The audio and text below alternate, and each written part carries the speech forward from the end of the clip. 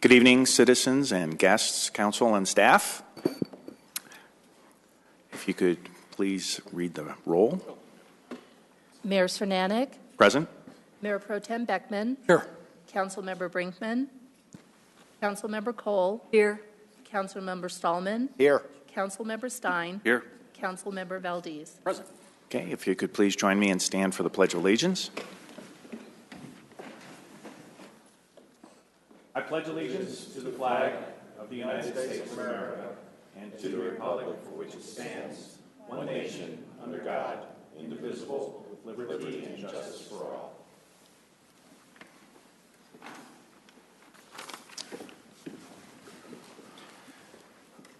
Thank you for tonight's agenda. We have two consent agenda items, an ordinance and a resolution. And then we also have two general business items that are both resolutions, and then a third general business item that might be a motion from council. Any other considerations for the agenda? Okay, seeing none, looking for a motion on the minutes to be approved. I have a motion. This is a motion based on the clerk's certification, the November 4th video as the minutes for the November 4th, 2014 regular meeting of the City Council, and the November 11th video as the minutes for the November 11th, 2014 study session of the City Council be approved. Second. Okay, Council, we have a motion and a second for approval of the minutes. Okay. The vote is unanimous. The motion carries. We now move to public comments. Unscheduled appearances are an opportunity for any citizen to express opinions or ask questions regarding city services, council policies, or other matters of community concern that are not part of the scheduled agenda. Generally, an immediate response should not be expected. Typically, issues are referred to city staff for follow-up information or research and reported back to the council and the individual that initiated the comment or inquiry. If any citizen would like to speak during unscheduled public appearances, please complete a green citizen card. Those are located on the table at the entrance to the council chambers, and please provide that green card to the city clerk or leave it at the podium. Is anyone interested in coming forward for public comment? Pam?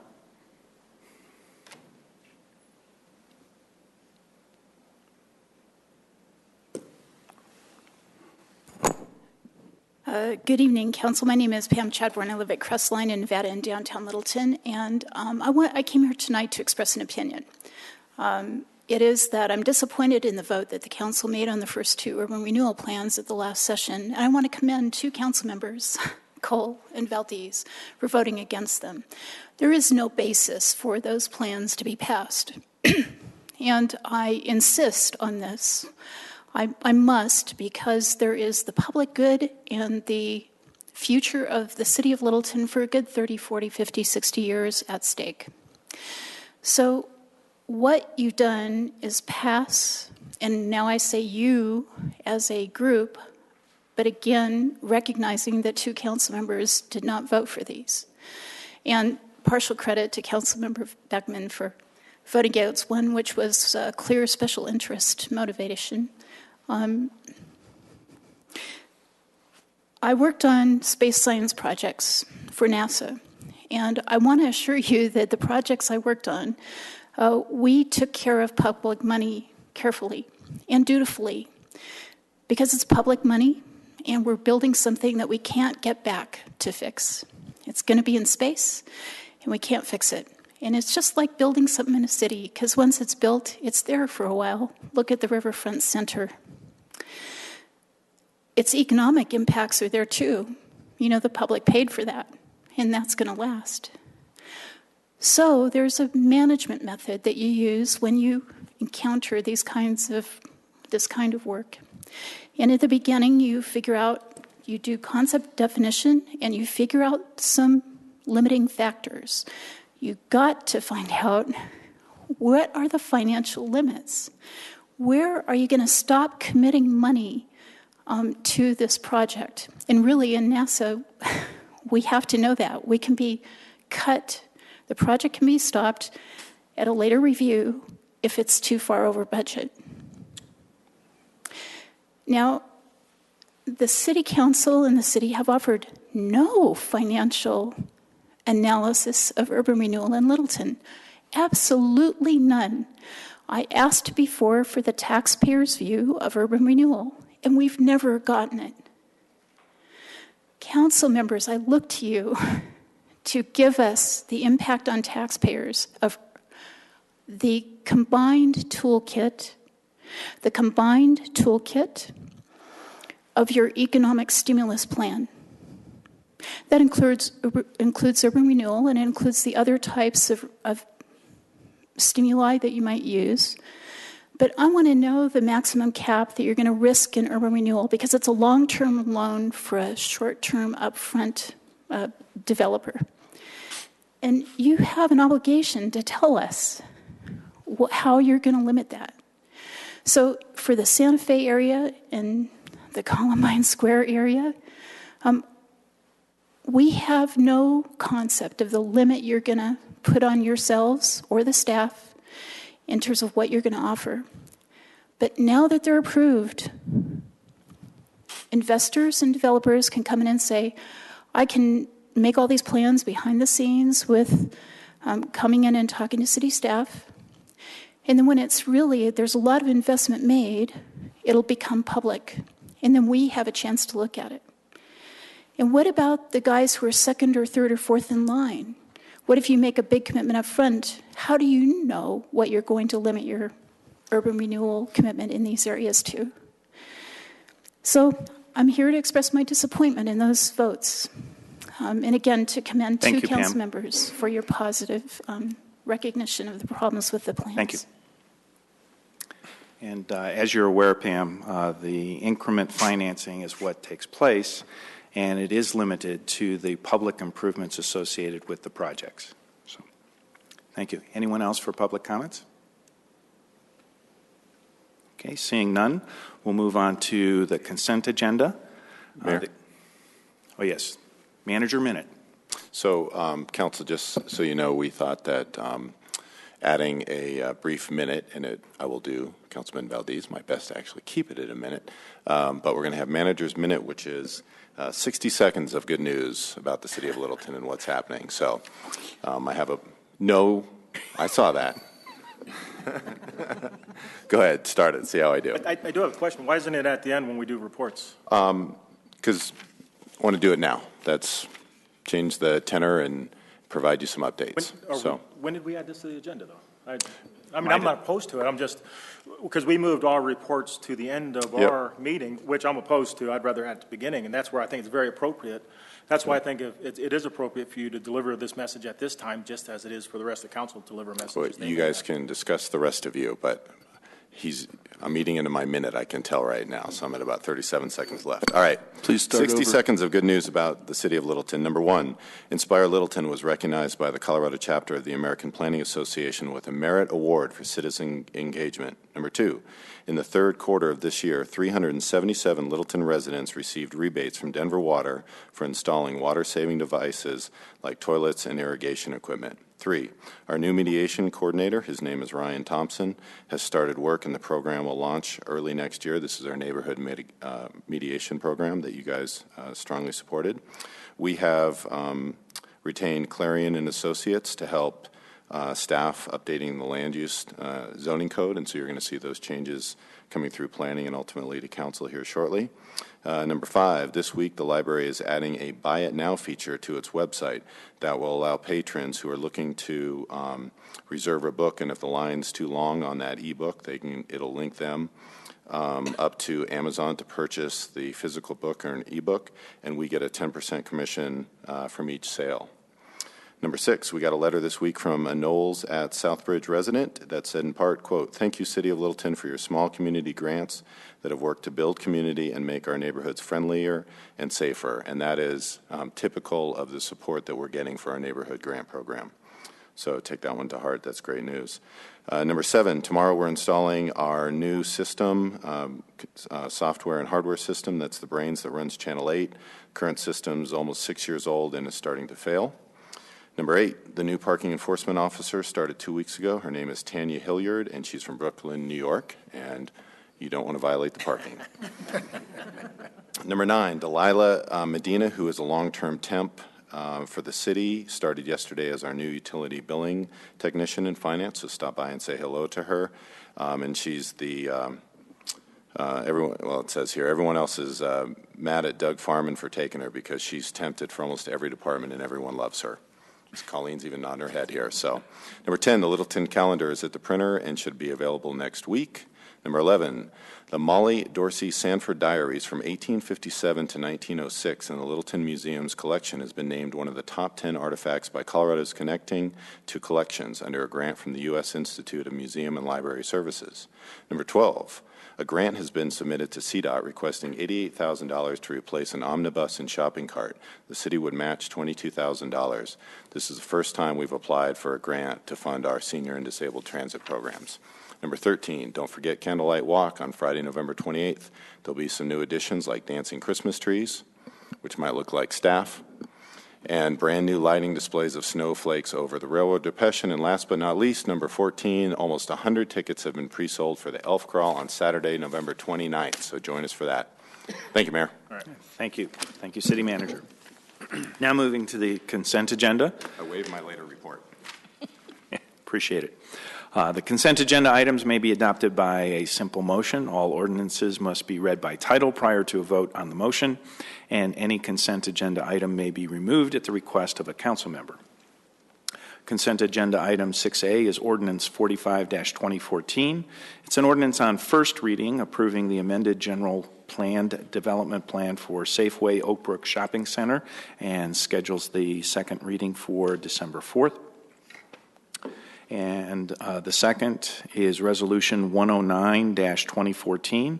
It's item 6B. It's a resolution approving the 2015 operating plan and budget for the Highline Business Improvement District. There were some outstanding questions on that item. They were carried forward, and they've been addressed and answered. I'd like to pull that, please. Okay, so that item is pulled by Councilmember Valdez. You said December 4th on the second reading. It's Excuse me, December 2nd. That's what happens when I don't have everything written down. No worries. Did you get a second? Item 6B has been pulled, so the consent agenda item is just with 6A. Looking for a motion. So moved. Second. Okay, we have a motion and a second for consent agenda item 6A. Council, please vote. The vote is unanimous. The motion carries. Okay. And City Manager Penny or Councilmember Stallman will possibly respond to Councilmember Valdez's questions. Is there anybody from the organization itself? Last year we asked if someone would be here. There is not. Councilman Stallman, you want to explain what you did? Yeah, so I talked to Lisa Jacoby, who's with the Business Improvement District. I think they're the law firm that sort of manages the whole thing. And I actually followed on with the questions I had for her concerning the contingency funds and the dissolution reserve, which she then more or less explained had to do with board discretion. And a lot of it was to basically set up budgets so that if there were any line item overages, they had coverage, and then the board could make a discretionary determination as to what to do if there were any remaining funds left. So I did talk to her, and she asked if she needed to be here, and I said, well, you know, you can, or if somebody has questions, you know, we could give the phone number out and go from that. But I was relatively satisfied at the end of it that she had sort of answered the reasons that I had pulled it. So you touched base, and that was my questions on the dissolution and the contingency. Yes. Elaborate one more time. So the dissolution reserve is in anticipation of dissolving the business improvement district over the next couple of years. They anticipate the likely expenditure of legal and court costs to make that all happen. So they're starting to put a little bit of money aside for a reserve. I got it. Okay. And then the contingency in the general fund was basically to zero out the revenue so that if any of the other line items they had went over budget, they didn't have to do a special appropriation. They're looking at potentially refinancing the bonds probably isn't going to happen, but they have spent some money to investigate that, so they wanted to have the contingency available to cover those items if they occurred. And then if you go down a couple of pages, the special revenue fund contingency amount is basically, again, to zero out the revenue they get from the church. And that technically is expendable at board discretion. It's not pledged to the existing indentures, the bonds. If the board so chooses, they can spend the money for that purpose, or they can spend it for some other purpose.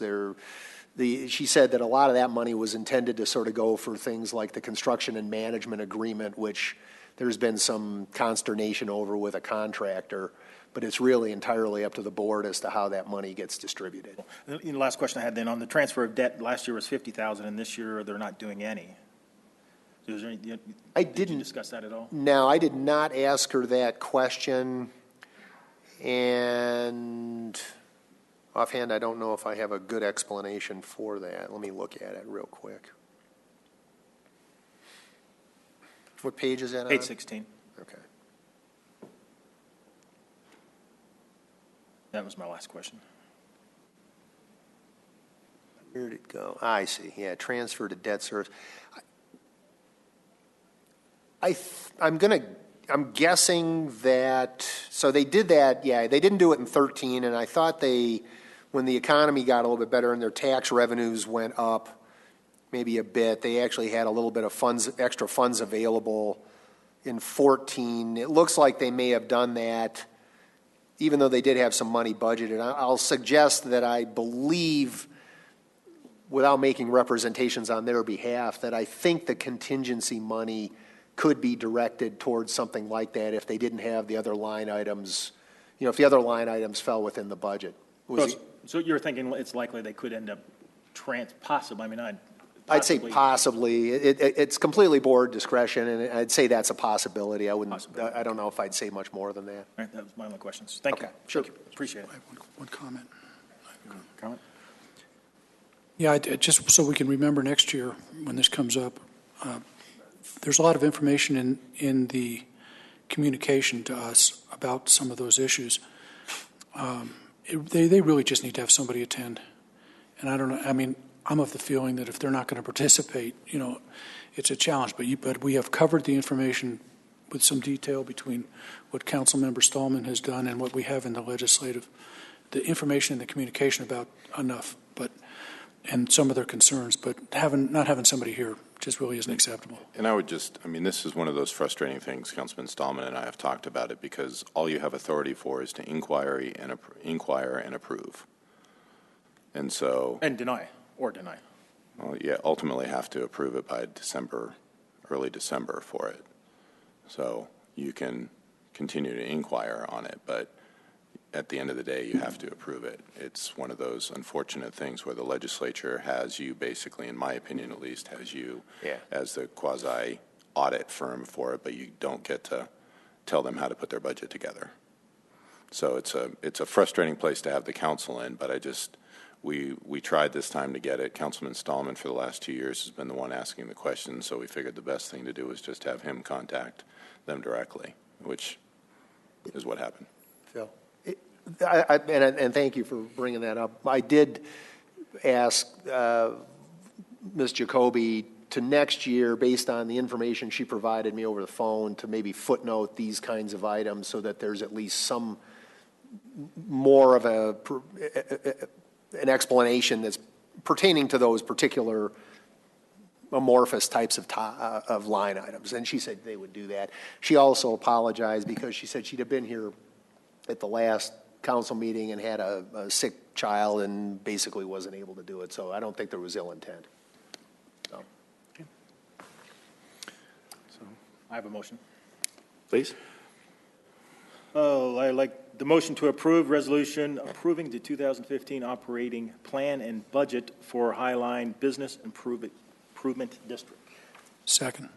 Okay, council, we have a motion and a second. Any additional discussion? Seeing none, council ready to vote?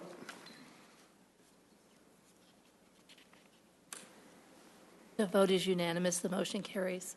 Thank you. We have no ordinances on second reading or public hearing, so we move to general business. This is Resolution 107-2014, which is a resolution asking for approval of the Littleton Village Replat 2 subdivision final plat. Director Van Nimwegen. Thank you, Mayor and Council. It was just October 21st when you saw the first of, I think, 4 different parcels in Littleton Village.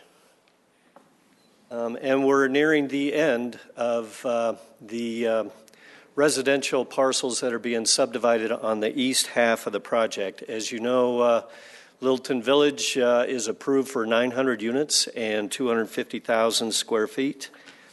And if I bring it up here, I'll show you real quickly what Century Communities is proposing to you tonight. Just a little bit of a background. The overall final plat was approved on July 1st of 2014. At that time, you also approved the subdivision improvement agreement, which guaranteed all the public streets within the project. Tonight, what we're asking you to approve is the final plat for 110 units, and those would be on parcels Q, S, and K. And there's only one remaining parcel, and I believe it's parcel N.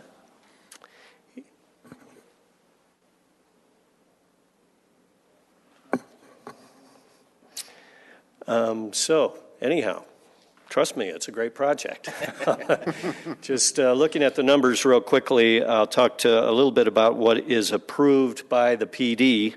So on parcel Q, they're approved at roughly 15 units per acre, and they're coming in with a patio home project at just 5 units per acre. Also, parcel S, it's really the same, almost a mirror of that subdivision. They're patio homes on 3,000 to 4,000 square foot lots. They have access from the rear through private driveways. And I think they're looking at the price point for these starting in the mid 300s up to the top end of the 300s. And then also they have a final plat for the townhouse parcel, which is parcel K.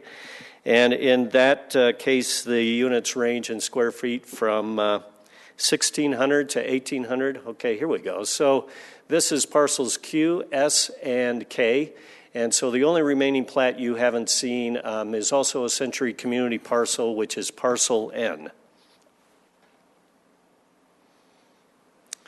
And here's a blow-up of the 3 different subdivisions. This shows you what's approved in the PD and what they're actually proposing. So on Q and S, they have approved densities of 15 units per acre. They're at 5 to 6 units per acre, so a considerable drop in density from what was originally approved. And then the townhouse project comes in right at what was approved at 16 units per acre and 68 units. These are the patio home parcels, and they're all alley loaded, so all the driveways are in the back of the homes that access the garage that way. And they front out on the boulevard, which was one of the urban design plans for Littleton Village. Here's what some of those units look like. Let's see, they range in square footage of 2,000, 2,500 square feet. This is the townhouse parcel, a little bit higher density. These units are attached up to about 7 units each. And here's a typical elevation of what the townhouse units look like. So the Planning Board reviewed the preliminary plat back on September 22nd of this year, and staff has recommended approval of the final plat. And I'd be happy to answer any questions for council. Council questions? Councilmember Stallman? Just, and maybe it's an applicant question, but are these, again, the intent here is to pre-sell these, or are they going to build spec and start building them and then sell them after they're going up? Yeah, are they going to build models, basically, and then work off that? Yeah, the applicant is here, so perhaps he would give you a better answer than I would guess at. Okay. Would the applicant like to approach?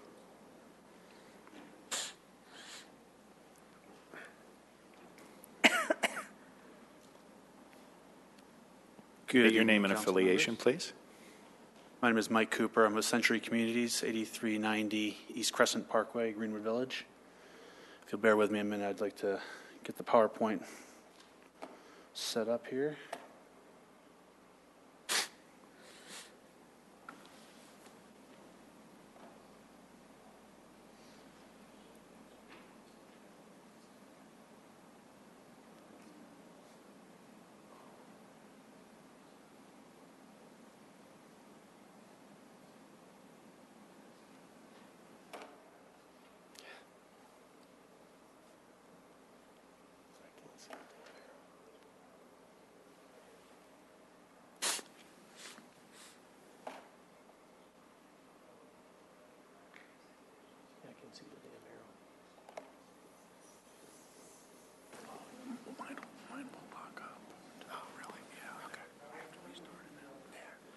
PowerPoint. Yours too, like mine is. I think so.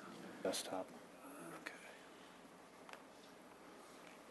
While they're getting that beamed up, I'm with Century Communities. We're a local builder here in Colorado. We've been operating for about 13 years, a rapidly growing company. We build from Colorado Springs up to Fort Collins. This isn't the right one. Doug? Doug? No.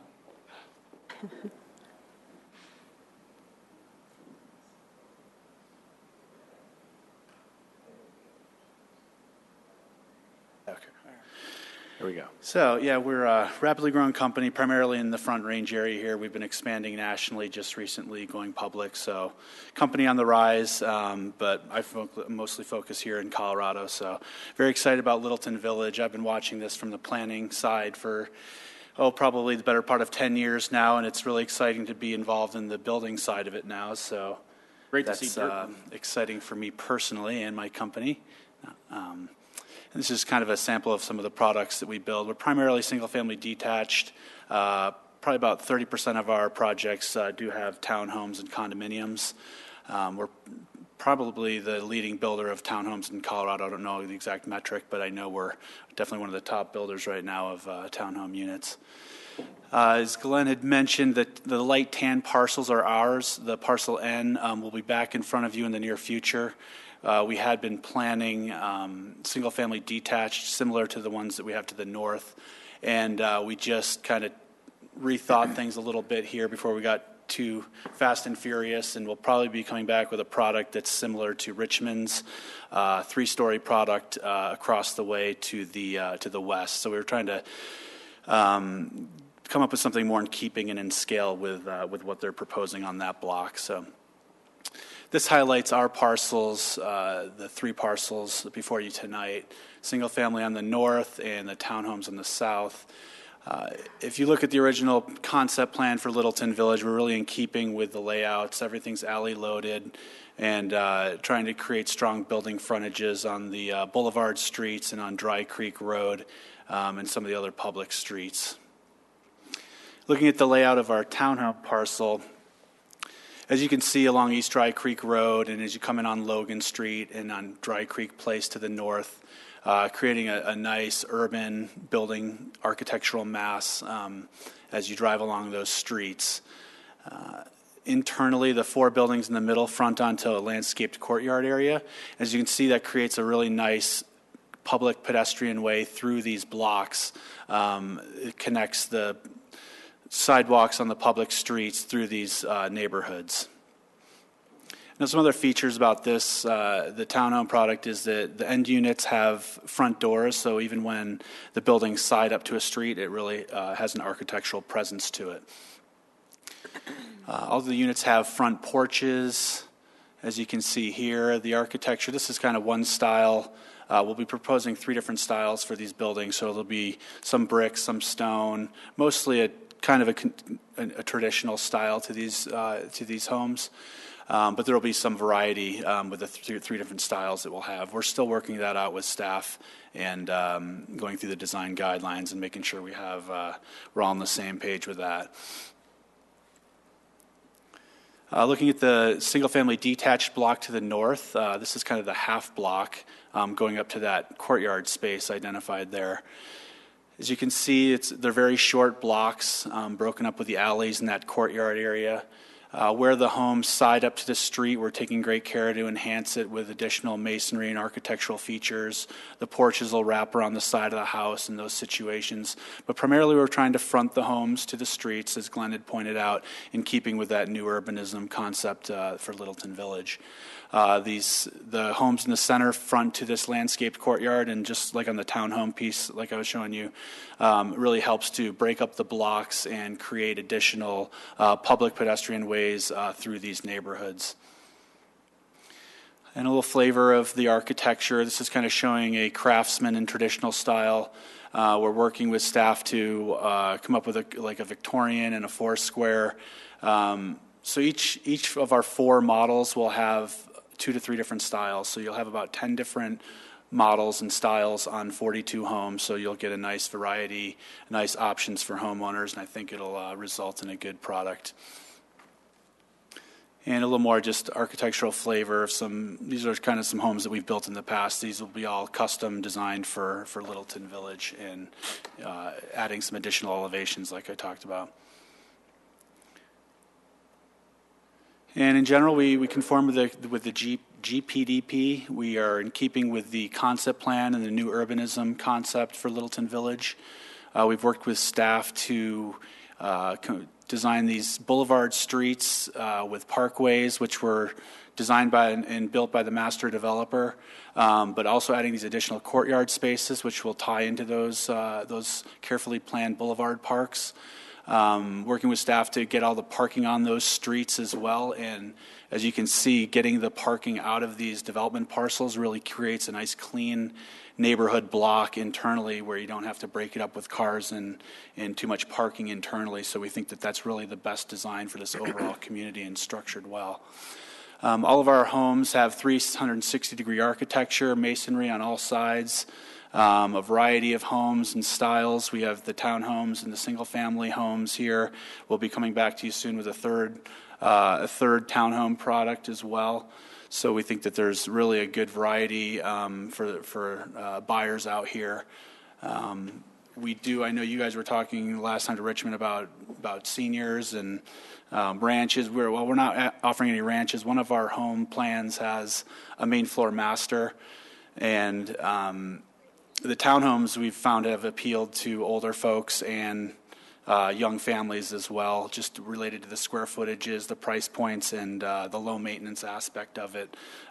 We've seen that demographic spill over to seniors as well.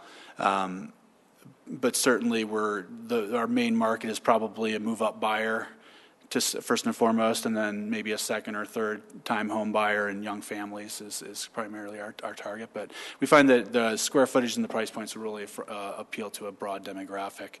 And we're very excited, and we really think that this, along with Richmond's piece, will really complete this vision for Littleton Village. So, do you have any questions? Between final plat approval and construction, what's your time frame?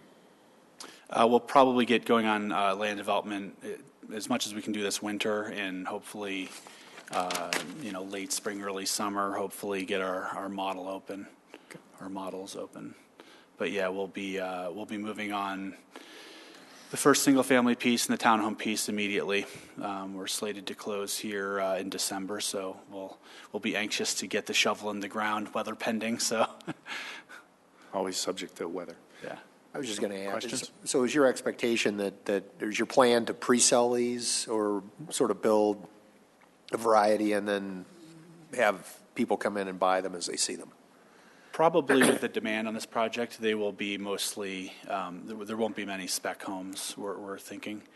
We'll probably build our model or two for the single family, and we find that those will probably be mostly pre-sales, and we'll just have to, there's only 42 homes, so my guess is that it won't be long to sell those.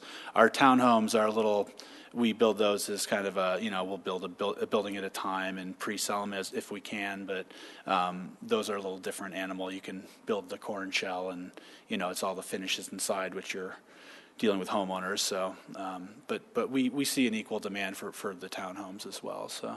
And I think, Phil, you were asking when you expect to start, but what do you expect the duration of construction to be? It should be pretty quick we just have to build the alleys and the sidewalks. So there's really not much infrastructure. We just have to put in our water and sewer lines in our alleys. Okay. And the master developer is, he'll probably be complete with the public streets. He's even putting some of the public streets in this year, I think he's trying to do. So come spring, all of the public street infrastructure will be commencing and finishing up. So it'll be very quick, probably within a couple months. We can have most of our infrastructure in place and get going vertical. So Okay. Thank you. yes, by summertime, we should be, I would say by midsummer, we'll be having vertical construction for sure. Okay. Additional questions, council? Thank you. Thank you. Council looking for a motion? I move to approve Littleton Village Replat 2 subdivision final plat resolution. Second. Okay, council, we have a motion and a second. Any additional comments? I just know that thinking through the patio homes, looking for construction to be out there, because I get asked all the time, what's going to go there, and will it include patio homes? So that's good. So, council, motion in favor will approve the final plat. So The vote is unanimous. The motion carries. okay. Thank you, council. Okay, now we move to agenda item 8B as resolution 118-2014. It's a resolution approving the general use tax rebate agreement with 40 Energy, Inc. to retain and expand operations within the city of Littleton. And Director Stevens. Good evening, Council. I'm Denise Stevens. I'm Economic Development Director for the City of Littleton. Also this evening we have with us Dr. Joel Moxley. He is founder and Executive Vice President of 40 Energy, and Devin Mulhern. He's with Denver South Economic Development Partnership. We believe that approval of this resolution aligns well with Council goals to grow jobs and be proactive at retaining and expanding existing businesses. To date, the State Office of Economic Development has approved 8 years of job growth tax credits for this project, and Arapahoe County commissioners have agreed to support 10 years of business personal property tax rebates. In 2009, 40 Energy opened operations at their current location at 8020 South Park Circle. They opened a second operation in Houston, Texas in 2011. Houston is offering to help 40 expand in Texas rather than in Littleton. The company plans to invest approximately $12.5 million in equipment over the next 8 years, and with expansion of operations, add approximately 64 primary jobs. 40 Energy holds 15 patents for advanced laser technologies that mean unprecedented improvements in oil, gas, geothermal, and mining industries.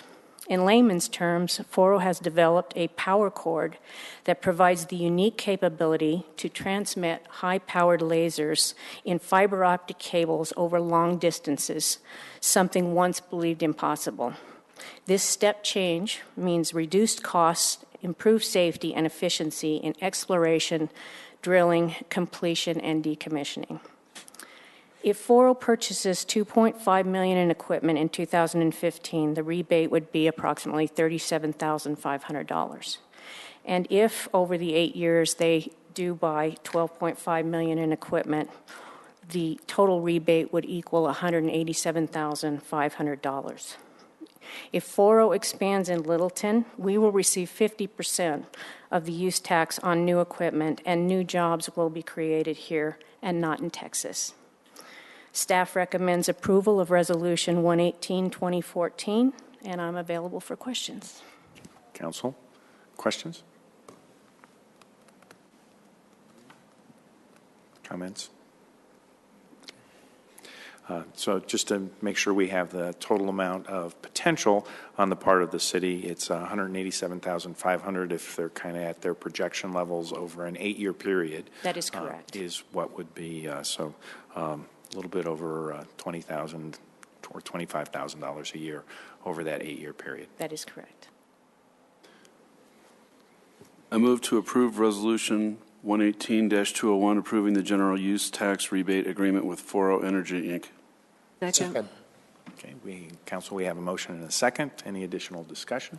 Councilmember Stallman? No, I think this is great. I mean, we talk a lot about jobs, about high-end jobs, about jobs priming a lot of the other attributes of real estate, schools, city revenues, so forth and so on. And this is stands to be a high return on investment for us. And I've been in Houston plenty of times, and this is a good deal. Thank you. Yeah, and given that my wife is from Houston, I have been in Houston. I've done consulting in Houston, and I'll tell you the weather's better here. So I'm sure that they would agree. And just to let you know, we're excited about having you in town. We want to hold you in town.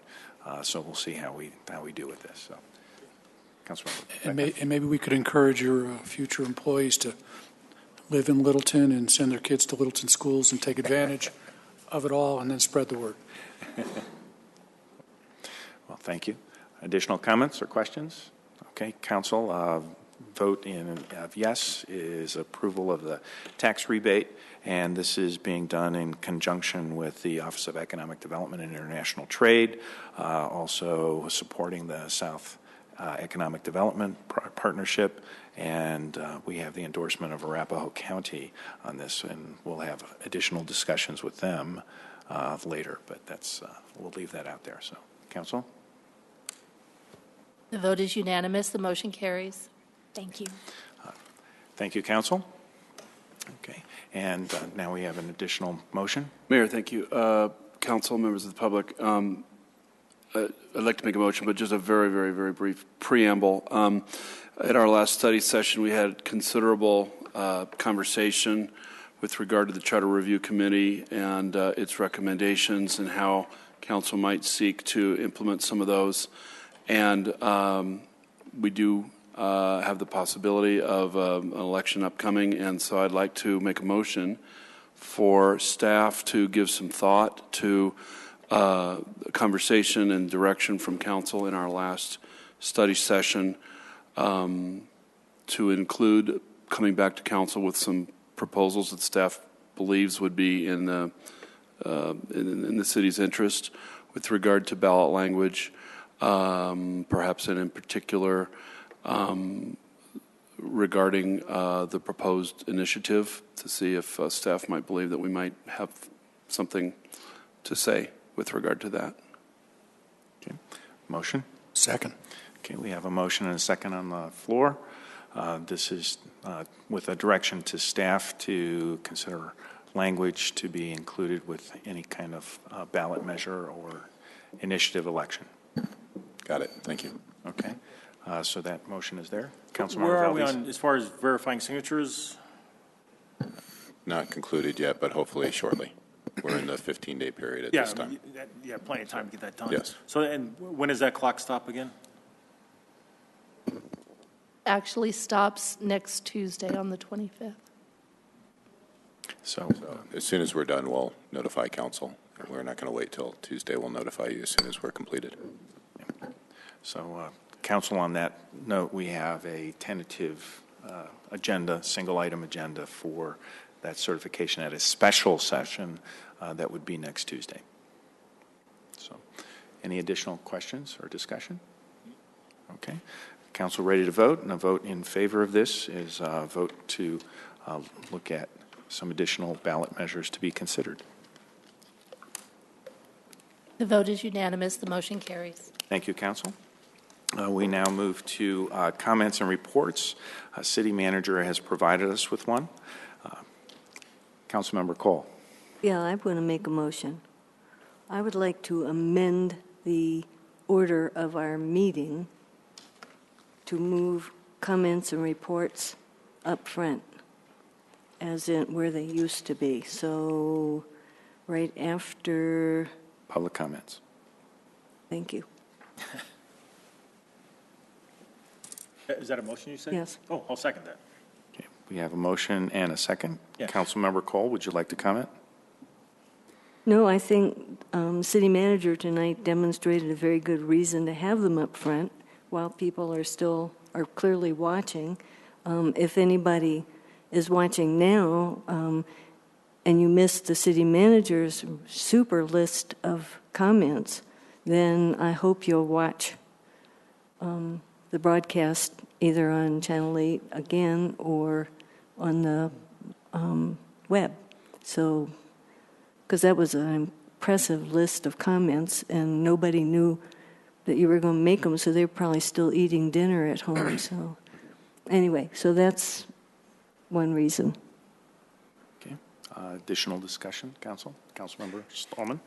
I don't have major heartburn with it, and I'm going to be probably the biggest offender in terms of why we moved it to the end, because when we had these things up front and when they took a long time to get through, it'd be 35 minutes into the meeting before we actually got to real business. So if people are tuning in or here to Exactly why. Huh? That's exactly why. Yeah, Yes. no, I remember. Yeah, and like I said, I freely admit my responsibility, but I'll go along with it. I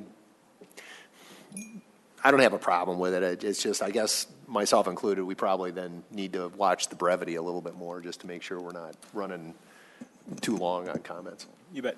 And that was the reason we moved it, and I was opposed to it then, but it was because they were going on too long. I know you, Councilman Stallman, have definitely cut down on your stuff.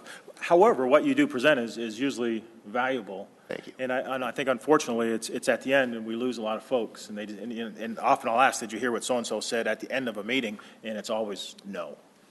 So I think moving it back up, keeping it brief, just as the city manager did, because I think that information is tremendously important. Definitely in favor of this. Thanks for bringing it back up as a motion, Peggy. Councilman Cole. Okay. And whoops, I'm sorry.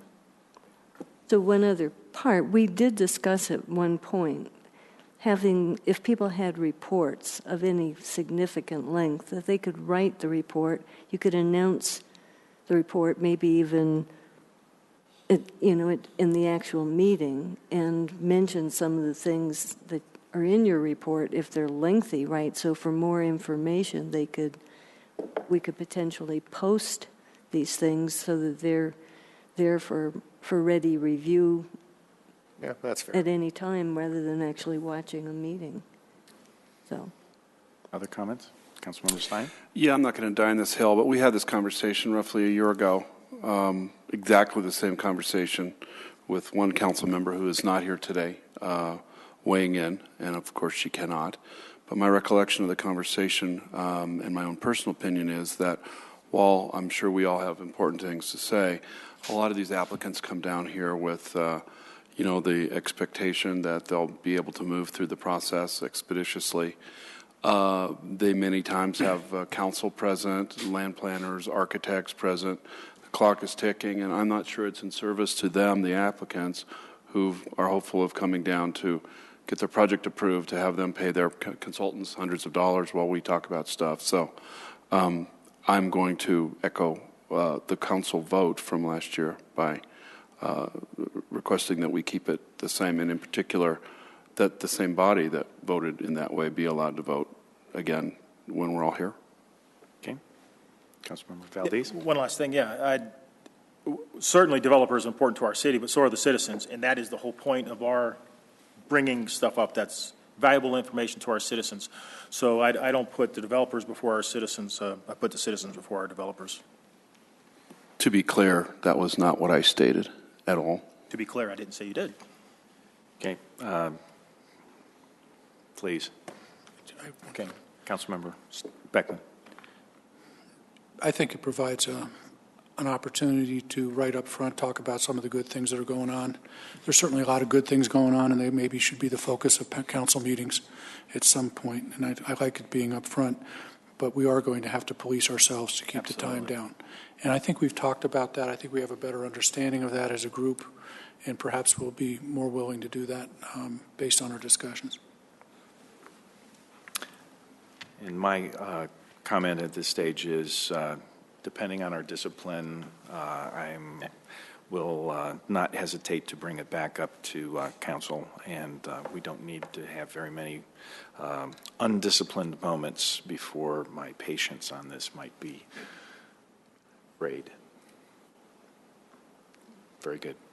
So, council ready to vote? The motion is to move council reports back after citizen comments earlier in the council agenda. So I'll vote in favor. Is everyone ready to vote? Councilmember Stein?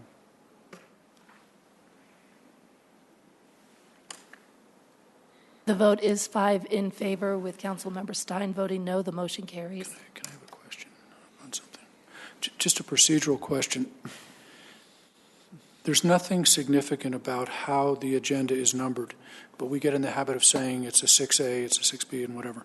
So the numbering will change down one as we incorporate it in there, and that's not an issue as far as anything that... Okay, thank you. Okay. Councilmember Cole, do you want to finish your report? I don't have anything that I need to take time with. Thank you. Okay. Councilmember Stallman. Here's the test. Okay, here we go. The gauntlet has been thrown. Start that clock. Yeah, exactly. Councilmember Cole and I attended the groundbreaking ceremony for the Littleton Hospital Oncology Center last Friday. It's going to be absolutely fabulous. Won't get into a lot of the details, but should be up and running. I think they said construction should be done by next October, November, within a year. So it'll be quite the addition to the hospital and the community. So we hope nobody needs it. Yes, indeed. Library board meeting on November 5th. City manager mentioned the ebook consortium. Did they start the roof repair? I thought they said they were going to start the roof repair around the 10th of November, weather permitting. I assume that's in process. Okay. The LPS board meeting I attended on the 13th. And in particular, the board gave the charge for their Security and Mental Health Advisory Committee. We said I'm going to sit in on that at the request of Scott Murphy, and I think there's going to be 15 to 20 other folks from the school district, from the community, from Centennial Council. I think somebody's on from there as well. And a lot of this is precipitated by the Arapahoe incident a year ago, and I think it'll be very, very good in terms of getting out there for the community to let people know that there is attention to some of the details. And then the last item was the 11 November Fire Partner Oversight Committee meeting. Oops. And let me just hit a quick highlight on that one. Let's see. They went through a lot of the data issues, just trying to make sure. A lot of it has to do with contractual response times and so forth and so on. And there's a lot of statistical measures that get used that the boards of the fire partners, including the city, talked about. The ESCI is still in the process of doing their standards of cover and master plan. It's been pushed back for reasons having to do with some problems on their end, and the new expectation is by the end of February with a strategic plan by the end of March. There's been a $35,000 paid in by the partners to get this done. If it doesn't happen, we're going to get refunded the money. And honestly, nobody's particularly thrilled with the way ESCI has performed on this, but the expectation is that to start over would burn another 12 months, and we're going to try to work it out with them and make sure that we can get something that's usable. They understand our parameters with excruciating detail at this point. And they flew in this afternoon, and the partners, and we met, and I think we're very confident with where we're at now. So okay. Spent the afternoon putting a plan of attack together and feeling good about it. So Third strike. yes, and the condition of the contract amendment is that if we're not satisfied, we don't pay anything, and they refund us that $35,000. So we're in good shape. And as the council member stated, absent this, we're going back to the drawing board, doing another RFP, and we're going to be a year out. And our partners are looking for this as much as we are. Yeah, everybody wants it. Everybody wants to try to get salvaged as opposed to starting over. Talked about the care car, which is the vehicle that provides the physician assistant that's new with the Littleton Fire Rescue. The quick car is the supplement to the EMS unit, so this is a somewhat different service. And the issue at this moment is we're starting to test the waters with it, and it needs to be worked through with the insurance community because the beneficiaries of this service will be Littleton Fire Rescue and the partners in terms of not having to roll EMS units and trucks as consistently. Therefore, availability is higher and response time presumably is lower, as well as OPEX savings. And then also the insurance companies, the Uniteds, the Cignas, these kinds of people that don't have to pay to transport people to the emergency room if they don't need it. And so there's some alignment in there, but there's, as you can imagine, working with insurance companies, a lot of wood to chop to get everybody on the same page. There's been conversations with staff and folks at the insurance level, and we're going to continue to get more of those calls set up and figure out how we can make this happen. But it should be, I think, a very interesting program if the Mesa, Arizona experience is any example, and it just will take a little bit of time to get off the escape velocity. But once it gets there, I think it'll be a strong addition to what we're trying to do strategically. And I'll stop there. That's cool. Great. Councilmember Valdez? Nothing. Councilmember Stein? No report. Councilmember Mayor Pro Tem Beckman? Good evening. I just have a couple things. We met with South Suburban Parks and at a meeting at the end of last week and heard about all their 2014 projects and their anticipated 2015 projects. These are the ones that are being paid for with matching funds from various folks, some South Suburban Parks money and quite a bit of Littleton money. And it was we can anticipate a lot of improvements of the parks, the trails, the area of the river, the Highline Canal, the area of the Highline Canal in 2014 and 2015 because of these projects. It's a pretty exciting time. And it was particularly exciting for them because 4C passed. The voters of Littleton and then the surrounding areas that are in the Parks and Recs District passed that, and that gives them the opportunity now to budget in a way that they've needed to for the maintenance of all the park land that's being purchased basically through Arapahoe County open space money. So it's a good time for parks, trails, swimming pool, rec center, all the things that South Suburban Parks provides. And that's all I have. Okay, thank you. A couple things to comment on. The week before the breakfast with South Suburban, we had breakfast with the LPS board and senior staff. Went very well. That's great. Received several compliments about the discussion that we had that morning with them. So we continue to have a great partnership on that front. Also want to congratulate the VFW and the American Legion for the Veterans Day celebration and remembering the veterans as well, and not as much remembering them, but celebrating them and what they've done to defend our freedoms. In addition to that, a couple of items that are really kind of nice, and I'm not going to go through a litany, but a number of businesses have had their grand openings in Littleton, so that's always very exciting. And if folks are wondering where to have their next beer, Councilmember Cole and her husband were at 38th State Brewery earlier today. So, well, I think you were too, right? So I wasn't going to hint that much. So. So with that, and then Councilmember Stallman and myself will be joining the National League of Cities conference in Austin later this week, and so No, not me. Oh, not you. No, I'm Councilmember Beckman and myself will be joining that group, and there's some pretty exciting things planned, and also some amendments to the bylaws for the National League of Cities are out there to be considered. So if folks have some thoughts on that, that will be great. So we're entering the season where there's also a lot of U.S. Congress is in lame duck session. So there's some lobbying effect going, and then some pre-session lobbying that's occurring with regard to our state legislature.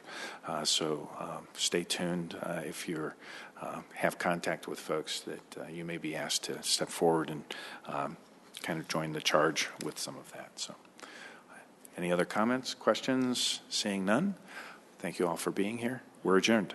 What time is it?